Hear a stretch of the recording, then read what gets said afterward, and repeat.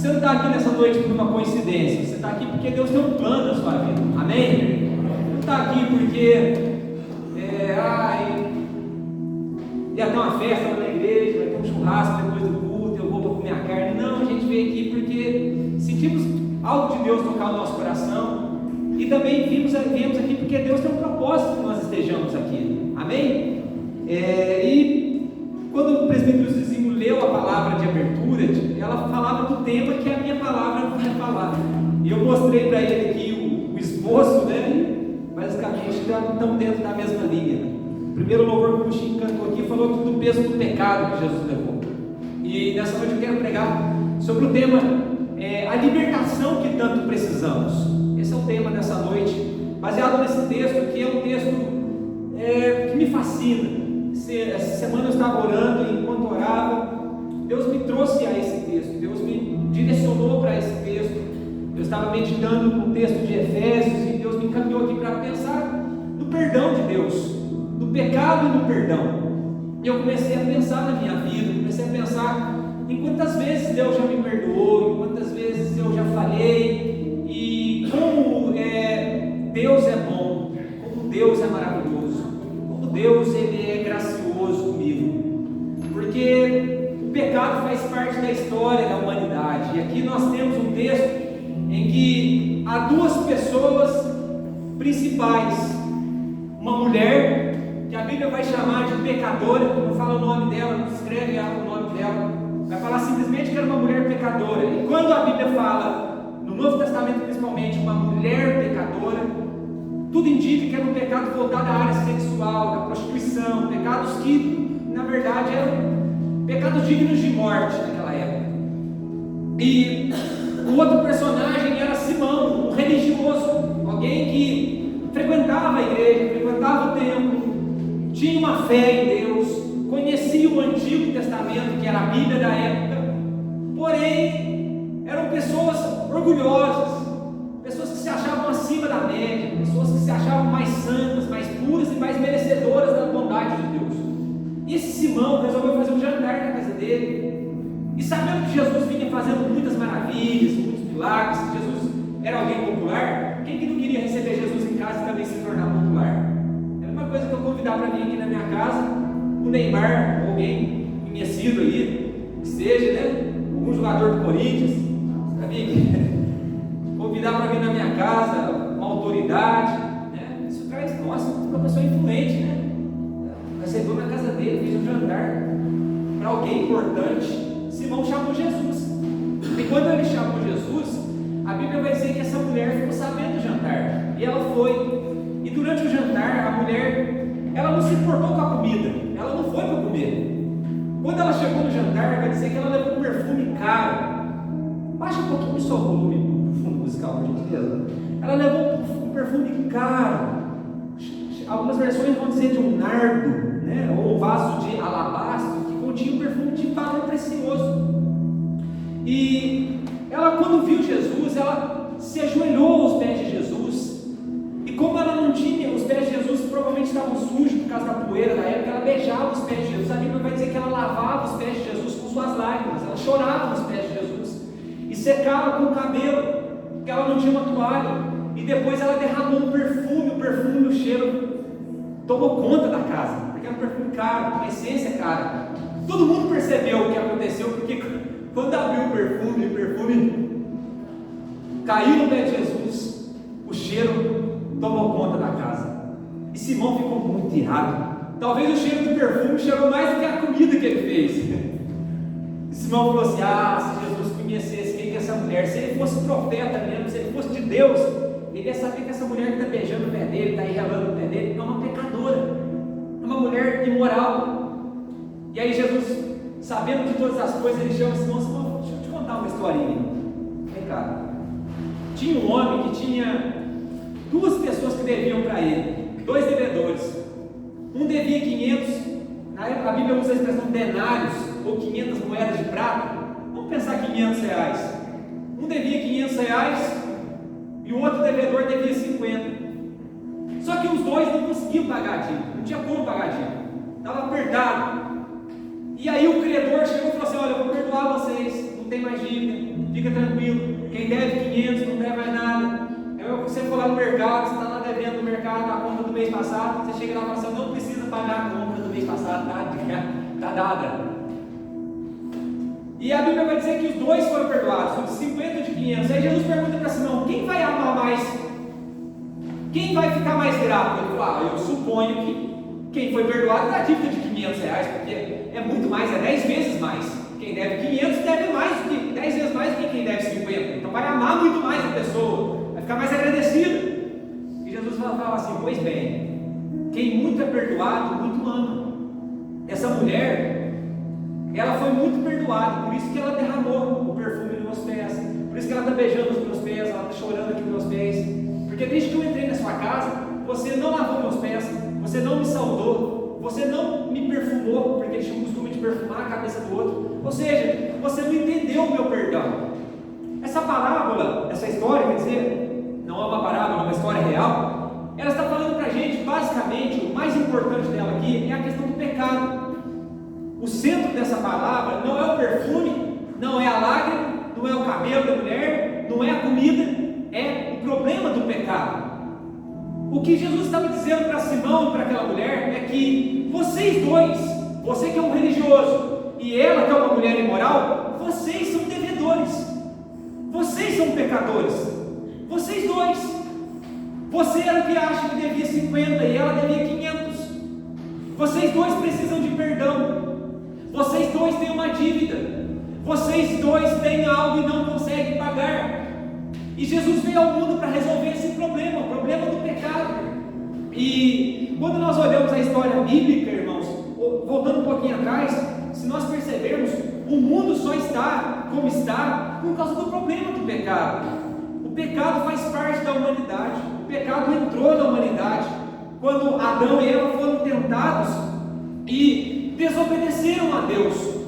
Quando eles desobedeceram a voz de Deus ali, o pecado entrou, e quando o pecado entrou, havia um estado de perfeição, de bondade, de amor, de paz. Mas quando o pecado veio, a Bíblia vai dizer que a primeira coisa que já começou a acontecer foi mentira. Quando a gente vê alguém mentindo, já é consequência do pecado, até mesmo as mentirinhas. Adão e Eva já começaram com uma mentira para Deus. Depois vai dizer a Bíblia que Caim e Abel, filhos de Adão e Eva, um matou o outro. Caim mata Abel, já começou morte no jardim, desunião entre a família e afastamento da presença de Deus. Gente, o pecado faz parte do mundo, infelizmente. A gente vê aí as guerras, as disputas, tantas coisas que acontecem no mundo, desigualdade, injustiça, isso é feito do pecado. Quem aí, entre eu e você, que podemos dizer, eu nunca pequei? Alguém aqui entre nós? Se não tiver, Deus vai te fazer transformar em anjo hoje mesmo. Você está prontinho para ir para o céu. Olha, cuidado. Pode ser que Deus apareça para você essa noite e te leve para perto dele. Tem alguém aqui que nunca pecou? Tem. Você consegue resolver seu problema sozinho? Não. Porque o pecado, gente, olha, se a gente for perceber por que o mundo está tão desgovernado, tudo é decorrência do pecado, do orgulho, da inveja, da mentira, da desonestidade, da corrupção. Tudo isso é decorrência do pecado. Essas coisas que acontecem no mundo é decorrente do pecado, do problema do pecado. Esse é o maior problema que a humanidade enfrenta desde que a humanidade caiu.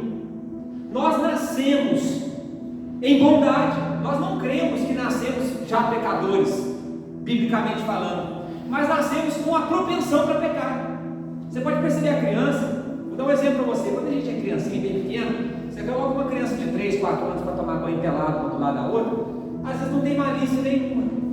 Toma banho no rio, não estou dizendo que isso é correto, mas não vai ter malícia. Quando a gente atinge uma idade de uns 6, 7 anos, a gente já começa a ficar com vergonha nas partes íntimas do nosso corpo. Você já percebeu? E não precisa ninguém contar para a criança. A gente já começa a saber que não pode fazer xixi em qualquer lugar, não pode sair na beira da esquina fazer xixi.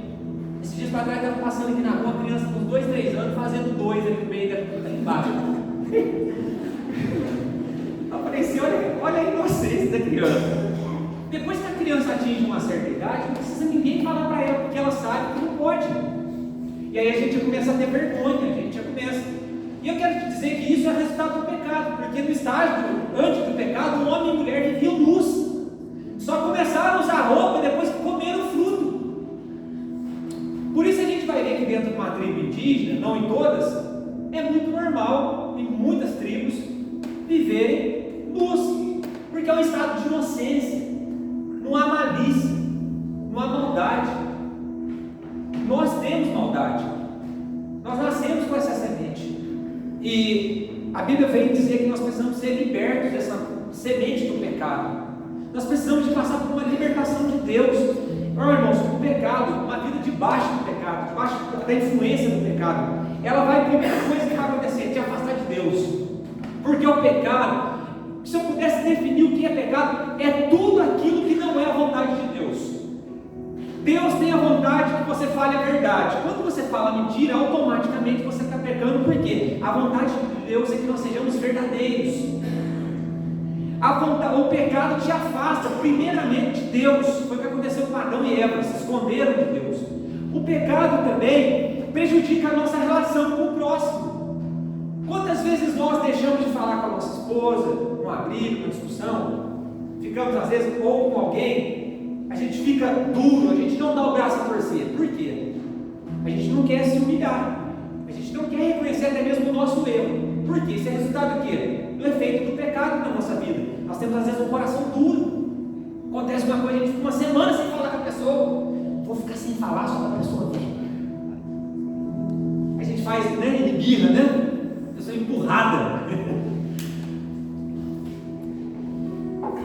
E eu vou falar uma mentira aqui para levar uma vantagem em tal coisa. Quem nunca foi tentado a contar uma mentira em alguma coisa para se ver bem em uma situação? Não é verdade? Polícia te para, você não tem documentação, não esqueci em casa. Agora eles têm um aparelho, agora eles veem, né? Não tem como mais falar isso. Quem de nós nunca foi tentado a mentir em alguma coisa, a levar uma vantagem? Então nos afasta um do outro, o pecado nos afasta das nossas relações. Por que é mais difícil conviver com a pessoa do que com Deus? Porque nós convivemos com todo mundo e todo mundo tem pecado. A gente se estrepa de vez em quando. A gente se bica de vez em quando, porque você está convivendo com outros pecadores. E tem falha, gente.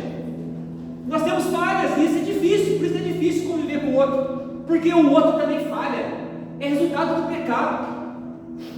O pecado também nos torna reféns do diabo. A pessoa que vive debaixo do jugo do pecado, escrava do pecado, ela se torna uma presa fácil do diabo. O diabo manipula a pessoa, ele se torna senhor da pessoa, porque a pessoa ela está vivendo, sabe, ela decidiu viver em pecado. Então, se ela está longe de Deus, automaticamente ela vai estar perto de quem? Não precisa nem te falar. E o pior de tudo, não o pior de tudo, mas outra coisa que acontece, a pessoa que vive nesse jugo, debaixo da prisão do pecado, ela tem muitos vazios na alma, ela não consegue nunca se preencher. Por que a pessoa que anda sem Deus, anda debaixo do pecado, ela vive procurando lugares, coisas, para preencher e nunca se preenche? Porque os ambientes que te levam a pecar, trazer prazer momentâneo, nunca vão te saciar, nunca vão te preencher. Então o pecado ele é um mal gravíssimo, gente. É o maior mal da humanidade. Por isso Deus teve que enviar o seu Filho amado, Jesus, para vir ao mundo e morrer para levar sobre si os nossos pecados. A Bíblia vai dizer em Romanos 3:23, vocês responderam bem, todos pecaram, todos. Não tem aqui o menos pecador, amém? Pode olhar para você com tranquilidade, falar assim, graças a Deus, pastor. Não tem aqui o mais pecador ou menos pecador. Romanos 3 vai dizer, todos pecaram e afastados, destituídos estão da glória de Deus. Todos nós pecamos. Romanos 6:33 vai dizer, o salário do pecado é a morte.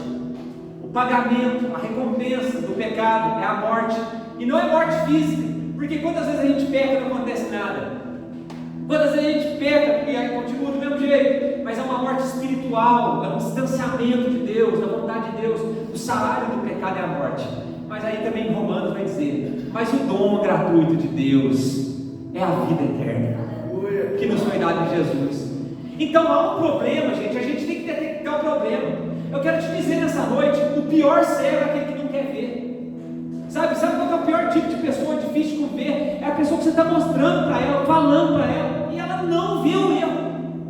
Às vezes o pecado nos cega tanto que você está mostrando, falando: não vai por aqui, não faz isso aqui. Mas a pessoa está tão cega, tão possuída, tão tomada, que ela não abre os seus olhos, ela não enxerga que aquilo está fazendo mal para ela. Ela não abre. E o pecado, ele é um caminho que te, sabe, que cega, que leva para longe de Deus. E infelizmente hoje na sociedade nós temos aí uma linha de pensamento de que eu posso viver minha vida tranquila, que isso é bobeira, né? Às vezes algumas pessoas também, elas têm os seus achismos. E eu não acho que isso aqui seja pecado. Quem nunca falou isso para você? Eu não acho que isso aqui seja errado. Para mim é certo. Tudo bem, você pode continuar pensando assim. Mas se você quiser ser um cristão, meu irmão, o que você acha, perdoe a minha sinceridade, pouco importa. O que o pastor Alexandre acha, pouco importa.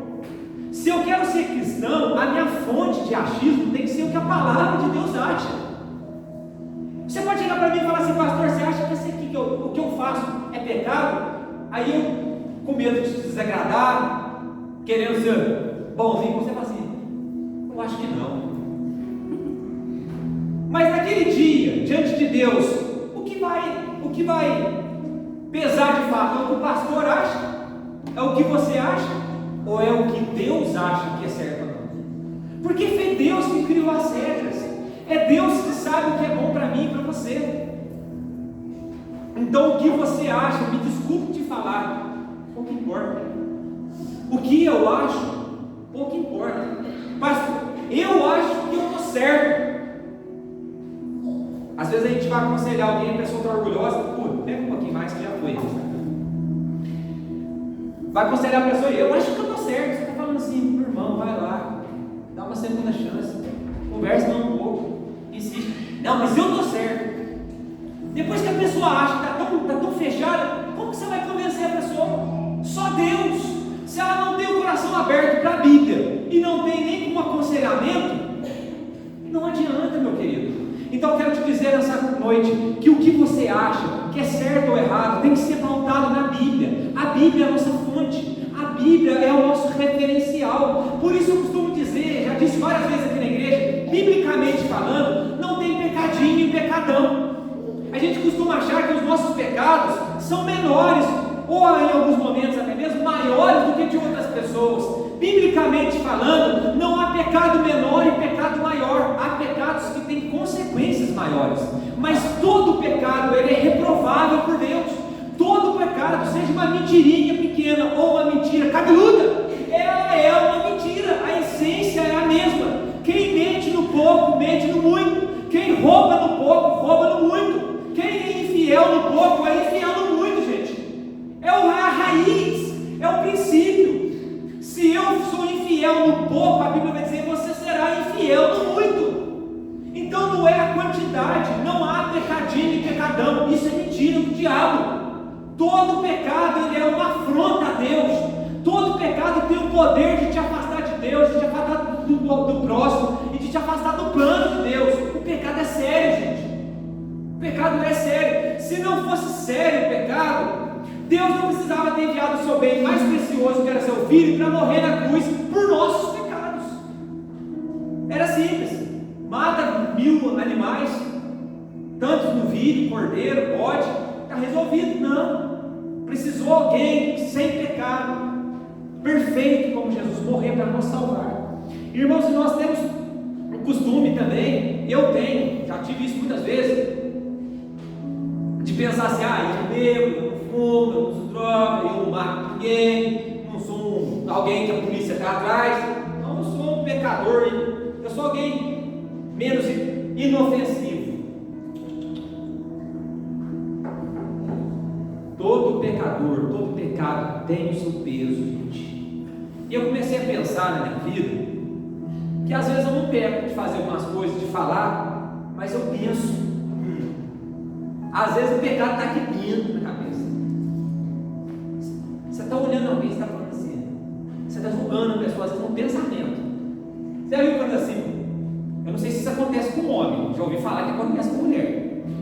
Cortou o cabelo e falou assim: nossa, ficou lindo esse teu cabelo. Aí depois chega para outro e fala: você viu a Bibi cortou o cabelo? Detestei. Gente do céu. Nossa, que roupa linda, amiga. Depois você fala assim: nossa, não estava combinando nada. Às vezes a gente está pensando, está vendo aqui, o Agostinho está me vendo, está pensando às vezes alguma coisa, está pecando o pensamento, falando assim: o que esse pastor está falando, gente? Às vezes a gente peca dentro da igreja. Pode ou não? Pode. Se eu penso uma maldade de alguém aqui, se eu penso uma malícia. Gente, quantas vezes a gente peca no pensamento? Às vezes de ser orgulhoso, de ser uma pessoa dura. Às vezes a gente não peca com ações, com palavras, mas a gente pensa no nosso jeito de ser, sabe? De não ser aberto a uma sugestão, a um conselho de Deus, sabe? Ser às vezes duro, ser dificuldade de perdoar, às vezes a gente, sabe, é lá dentro, o problema é mais profundo. Não é só a questão, beber, fumar e tal, matar os outros, roubar a galinha. Não, não é isso não. Tem muita coisa lá dentro que precisa ser mexida por Deus. Tem muita coisa dentro do nosso coração. E é isso que desemboca nessa palavra.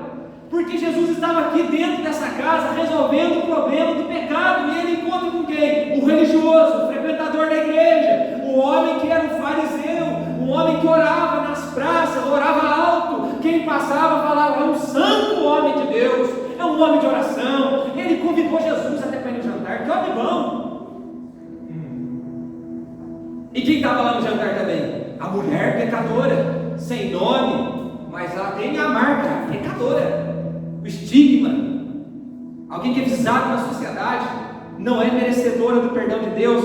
E aí Jesus olha para o Simão e fala assim: olha, eu vou te falar uma coisa.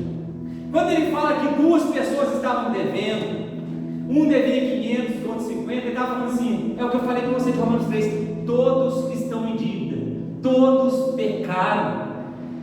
Meu amigo, você está no mesmo patamar da mulher, você está endividado igual ela, meu querido.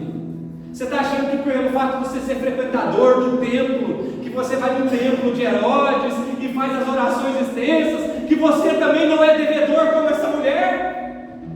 Você se acha mais justo, mais santo, mais puro do que ela? Você acha que você também não precisa de ser liberto do pecado? Porque Simão era orgulhoso, vaidoso. Jesus chegou na casa dele, nem lavar os pés de Jesus não lavou, e não era nem ele que ia lavar, era um escravo que ia lavar o pé. Mas ele, na sua soberba, Jesus de cantinho lá. E aí Jesus, essa palavra me ensina algumas verdades, irmãos. Eu quero compartilhar brevemente com vocês. Primeira coisa, versículo 42 vai dizer o seguinte: como nenhum dos dois devedores conseguiu pagar, generosamente perdoou ambos e cancelou suas dívidas.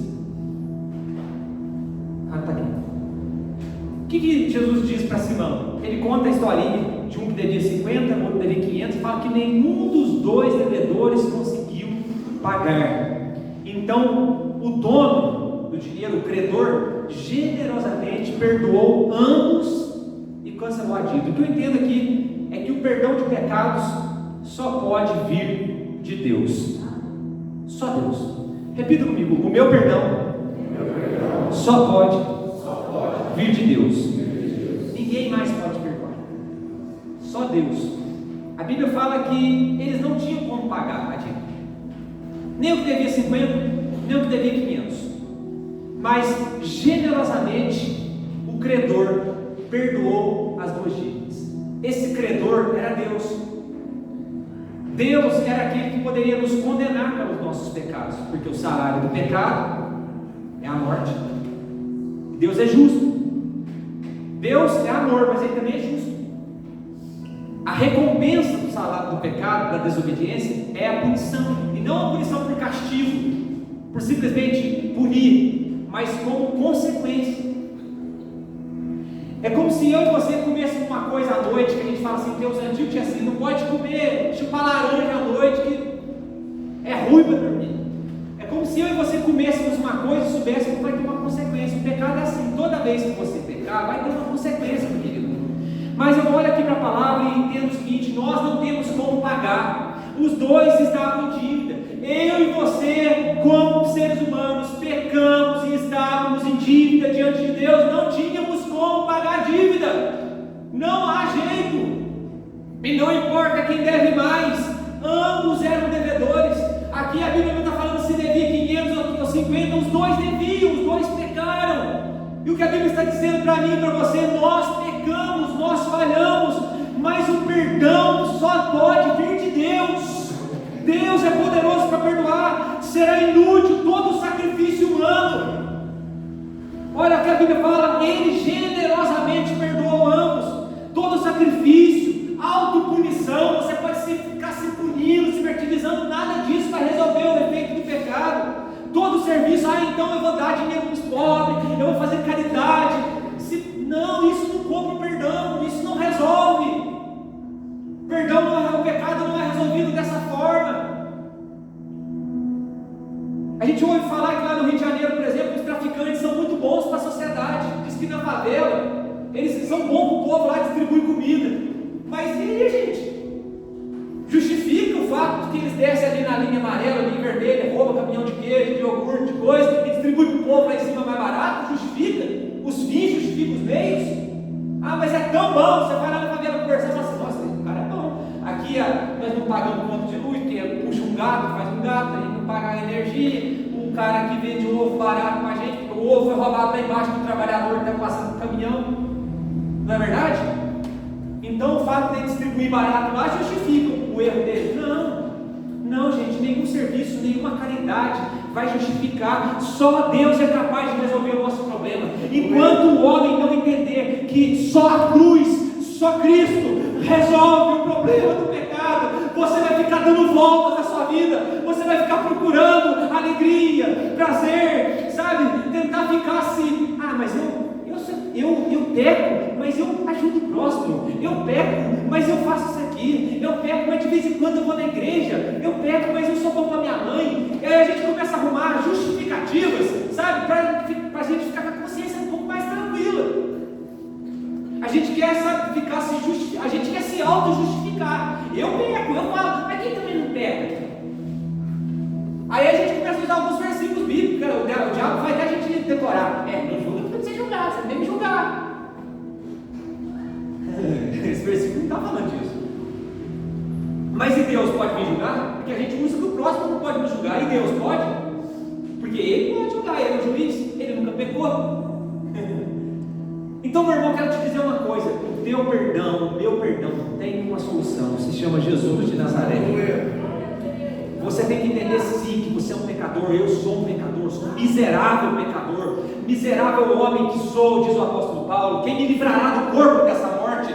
Nós temos que entender assim que falhamos, erramos, sabe? Se o diabo soprou nos ouvidos: você é bom, não, você peca, mas você é bom. É sopro do inimigo. Nós somos essencialmente ruins, mas há um poder da cruz. Ele veio e falou assim: eles estão em dívidas. Olhou para o Alexandre e falou: está devendo 500, está devendo 50, está devendo muito e não tem como pagar. Mas a cruz, ali todas as nossas dívidas, vai dizer Colossenses 3, Ele cancelou na cruz todas as nossas dívidas. A dívida do pecado que nós tínhamos, porque falhamos, erramos. Ali na cruz está o resgate, está o preço que foi pago. Em segundo lugar, o que eu vejo nesse texto é que o perdão de Deus é ilimitado, não tem limite, porque ao mesmo tempo eu olho, um fala assim: Deus perdoou 50 de um, mas o outro fala assim: perdoou 500, 10 vezes mais. Percebam aqui uma coisa, que o perdão de Deus não tem uma quantidade. Pode ser a pessoa mais pecadora do mundo, mais cruel, mal, ruim, Deus está disposto a perdoá-la se ela se entregar a Ele. É que às vezes a gente acha que a gente é tão bonzinho em relação aos outros, e às vezes a gente não conhece o serzinho ruim que está lá dentro da gente. Mas eu quero te dizer que quando eu olho para o Deus que perdoa 500, se Deus perdoa 500, Ele perdoa 1000, perdoa 2000, 3000. O que Ele está falando para Simão é o seguinte: Simão, a sua dívida de 50, dela é de 500, mas se tivesse alguém aqui com 1000, eu perdoaria do mesmo jeito. Meu perdão é ilimitado. Pastor, mas então eu posso pecar à vontade? Aí eu vou te explicar. E a Bíblia nos ensina que a gente não deve abusar da graça de Deus, da bondade de Deus para viver em pecado. Mas eu quero te dizer que se entrar aqui nessa igreja, a pessoa que cometeu as maiores barbaridades que a gente pode imaginar, e ela entrar aqui, ela fala assim: eu estou arrependida, eu vou ser perdoada, eu vou olhar para ela e falar assim: vem aqui, meu filho, há um lugar para você nesse corpo. Porque eu sempre entendi que a igreja não é um lugar para as pessoas perfeitas. Eu sempre entendi que a igreja é um lugar para pessoas imperfeitas virem e encontrarem com aquele que é perfeito, que é o nosso Deus. A igreja é um lugar sim, de pessoas imperfeitas, de pessoas que falham, de pessoas que erram, não que amam errar, não que amam falhar, mas que quando falham se arrependem, se levantam. Sabe, hoje há uma sociedade muito acusadora, há uma sociedade que, sabe, quer ficar policiando. Não, gente, se Deus está disposto a perdoar, quem sou eu para fechar a porta do céu para alguém? Se Deus está disposto a abraçar alguém, quem sou eu para fechar as portas do céu? Como os fariseus faziam. Jesus fala assim, Jesus vai dizer assim: vocês não entram no céu, não deixam as pessoas entrar, porque vocês são tão rígidos, vocês se acham tão santos, que quando algum pecador quer se converter, quer se confessar, vocês não aceitam essa pessoa. E eu tenho entendido, irmãos, que Deus, Ele abomina o pecado, as nossas práticas, as nossas mentiras, deslealdades. Deus abomina, mas Deus ama você. Deus ama a pessoa do pecador. Deus não ama o que você faz, mas Ele ama a sua vida, Ele te ama. E eu dei um exemplo aqui esses dias no discipulado, gente. Pai e mãe, que é o maior exemplo de amor do que pai e mãe. O filho erra, e o pai continua chamando de filho. Qual o pai que descarta um filho? Se nós da terra conseguimos amar de forma tão maravilhosa e perdoar de forma tão maravilhosa, quanto mais o Pai Celestial. Eu quero te dizer nessa noite, você é um pecador. Eu tenho que te dizer, eu peco, mas há um Pai que nos ama. O perdão dele é ilimitado. Não importa o que você fez, o que você falou, o que você pensou, Ele é o perdoador. Em terceiro lugar, resposta ao perdão. E aí eu vejo de outro lado, gente. Eu comecei a pensar que, gente, imagina você está devendo R$1.000 para alguém, do nada a pessoa chega e fala assim: não vou te cobrar mais nada, está perdoado. A gente vai ficar agradecido, não vai? Jesus olha para o Simão e fala assim: olha, os pecados dela foram muitos e foram perdoados, e por isso ela demonstrou muito amor por mim. E outra versão vai dizer: a quem muito é perdoado, muito ama. E eu comecei a pensar, sabe por que algumas pessoas se aproximam mais de Deus? Sabe por que algumas pessoas se devotam mais a Deus, intensificam essa busca a Deus? Porque elas conseguiram olhar para elas mesmas primeiro e se viram como grandes devedores. Olharam para ela e falaram assim: eu não merecia, eu pequei muito. E aí quando elas olham para ela, elas também olham para Deus e veem assim: mas Deus me perdoou de tanta coisa errada que eu já fiz, por isso eu vou amar mais a Deus. E aí ela começa a dedicar a sua vida para Deus, e a gente começa a ver, puxa, como essa pessoa se entregou para Deus, começou a frequentar a igreja ou alguma coisa, e começou a se doar para Deus, se doar, e não para essa doação, porque quem muito é perdoado, muito ama. Agora a pessoa que acha assim: fiz tão pouca coisa, né? Deus só me perdoa de 50, ela vai amar, mas não vai amar intensamente. Por isso é necessário você olhar para você e falar assim: puxa, como Paulo disse, por isso ele entendeu bem, eu sou o pior dos pecadores. E ele então vai dizer assim: mas Deus, ele tem a mão de matar o madeira, eu não merecia, você não merecia, nós não merecíamos. Quem muito é perdoado, muito ama. A minha dívida era alta com Deus, o meu pecado era sério, era grave, eu era uma pessoa muito dura de coração. E eu estou vendo aqui hoje, eu tenho alegria, né? Eu vejo que meu pai, quanto tempo eu fiquei sem falar com meu pai, por causa de problemas que nós temos na nossa história, e a dureza estava em mim, e eu louvo a Deus que quando eu encontrei Deus, os meus olhos se abriram, as escamas caíram, e eu falei assim: Ele é meu Pai, e eu tenho que perdoar, eu tenho que deixar Deus entrar na minha vida, gente. Eu creio que o Evangelho, ele é esse poder de transformação. O pecado, ele é transformado, o pecador é transformado. Nós entendemos que, irmãos, o pecado deve ser, sabe, a gente deve entender: eu pequei muito, mas Deus me perdoa muito. Quem é muito perdoado, muito vai amar, muito vai querer dar para Deus. Andar com Deus nunca vai ser um peso na sua vida, sempre vai ser uma alegria. Eu costumo dizer, gente, eu acho fantástico poder andar com Deus, maravilhoso, porque eu olho e falo assim: Ele não tinha nada para me aceitar, Ele nem precisava me aceitar, mas Deus me aceitou como eu era, e por isso eu amo, eu dedico meus dias, meus anos para Deus, e não me arrependo um dia sequer de ter erguido minhas mãos ao céu e falado: Senhor, obrigado porque o Senhor me aceitou do jeito que eu estava, no pó, no chão, e o Senhor me fez promessas que poderiam mudar a minha história. Esse é o Deus da Bíblia, gente. E eu percebo aqui, em quarto lugar, a ação de Deus diante do pecador é de reconciliação e não de punição e vergonha. Quando eu chego aqui para você e falo assim: você é um pecador, você é uma pecadora, a minha intenção, a primeira coisa, é te despertar que você não é tão bonzinho quanto você imagina. Você não é digno do céu, e eu não sou. Só poderemos entrar no céu porque Cristo morreu na cruz. Nós não somos tão santos como achamos. Mas quando eu olho aqui para essa palavra, eu vejo que a ação de Deus não é na intenção de punir, de condenar, mas é de restaurar o homem. Quando Deus traz a nossa visão assim, de que nós pecamos, a ideia é de restaurar. Não é te deixar pior do que você está, pastor. Eu saí de casa hoje querendo ir num culto bacana, num culto gostoso, eu vi uma palavra de que Deus vai curar, de que Deus vai fazer. Eu chego aqui e o senhor fala assim, que eu sou pecador, começa a jogar na minha cara um monte de coisa que já fez. Eu saio daqui pior, mas eu quero te dizer uma coisa, gente. Os remédios que mais fazem efeito, e essa semana eu tive que tomar vários deles, injeção, são remédios que eu gosto de tomar às vezes. Tomando um antibiótico, gente, olha, quem passa na minha garganta fala assim: ou eu morro ou eu curo. Então ele é tão grande que eu penso assim: ou eu vou gasgar com esse danado ou ele vai curar. Porque o problema do pecado é uma doença tão grande que a gente precisa às vezes de remédios amargos. Os mais velhos eram especialistas em remédio amargo. Tá com dor de barriga, toma o boldo, chá de boldo. Gente, troço ruim, gosto ruim, mas cura, né?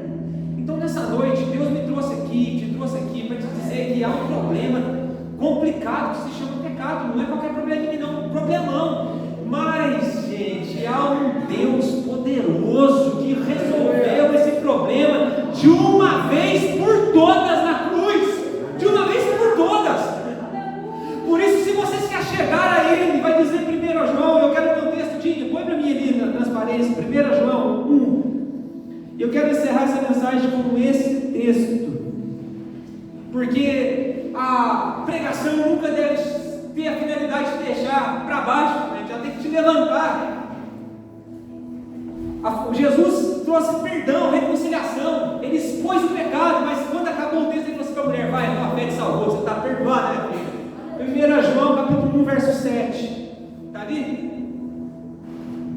Glória a Deus. Primeira epístola de João 7. É esse? Uai, tá desligado?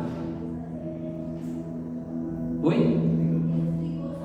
É a tecnologia, irmãos, só para você ver. Amém. Eu vou ler para os irmãos, mas já vai passar aqui. 1 João 7. Mas se vivemos na luz como Deus está na luz, temos comunhão uns com os outros. Agora preste atenção nessa frase. E o sangue de Jesus, seu Filho, nos purifica de todo pecado. Não está falando de alguns pecados. O sangue de Jesus, seu Filho, nos purifica de todo pecado. De todo o seu passado de pecado. De tudo que você fez. De tudo que você pensou de mal. O sangue de Jesus é poderoso para te perdoar e te purificar. Entende uma coisa? Uma coisa é te perdoar apenas. É Deus falar: está perdoado. Outra coisa é purificar. Ou seja, você estava chama justificação. São justificados pela fé. E a Bíblia vai dizer, e Ele te purifica, Ele ainda te limpa. Ele te purifica, o sangue de Jesus te purifica de todo pecado. E aí, olha o que vai dizer a Bíblia: se afirmamos que não temos pecado, se nós olhamos para a gente com orgulho e falamos que não temos pecado, nós enganamos a nós mesmos e não vivemos na verdade. Por isso a Bíblia vai dizer, temos sim pecados. Mas aí vem o versículo 9, 1 João 1:9. Mas se confessarmos os nossos pecados, isso sou eu e você. Essa é a nossa parte. Se confessarmos os nossos pecados, agora vem a parte de Deus. Ele é fiel e justo para perdoar os nossos pecados e nos purificar de toda injustiça. Não está ali não? Não? Não deu certo? Amém. Se afirmamos que não temos pecados, chamamos Deus de mentiroso e mostramos que não há lugar em nós para a sua palavra. Preste atenção nessa palavra agora.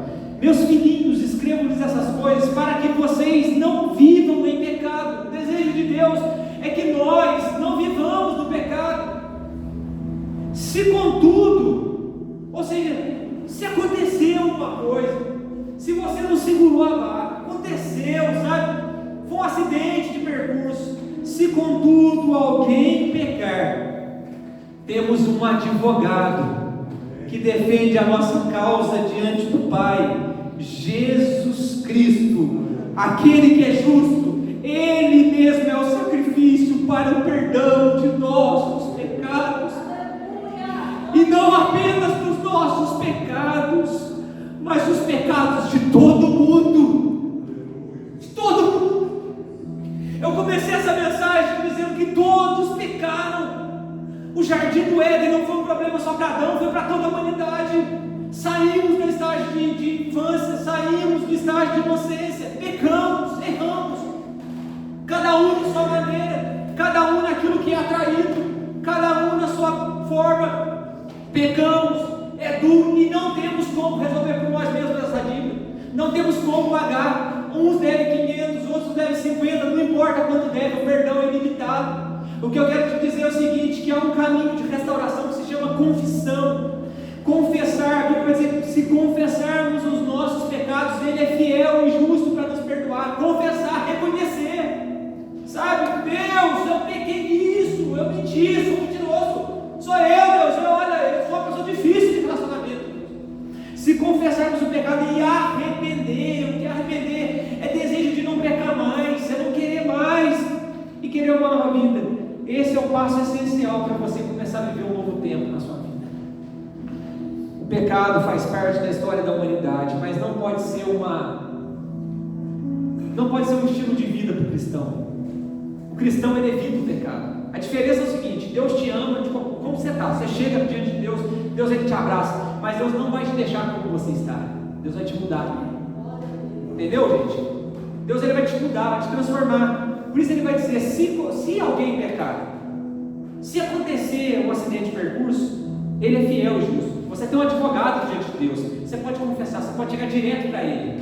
Você pode ir direto em Deus e falar assim: Deus, eu pequei, fiz isso, me perdoa, Senhor, me livra, tira essa tentação do meu caminho. E Deus, Ele vai te dar forças.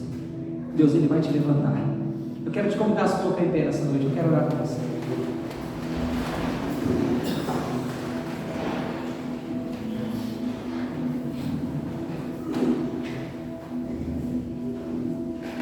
Trate sério o problema do pecado. Trate sério. É sério. Não minimize os efeitos do pecado na vida. Não brinque. As maiores rasteiras de homens de Deus foi quando eles brincaram com os efeitos do pecado. Com o orgulho, a vaidade, a soberba. Não minimize. Mas também não fique se condenando. Alguém já levou sobre si a nossa condenação.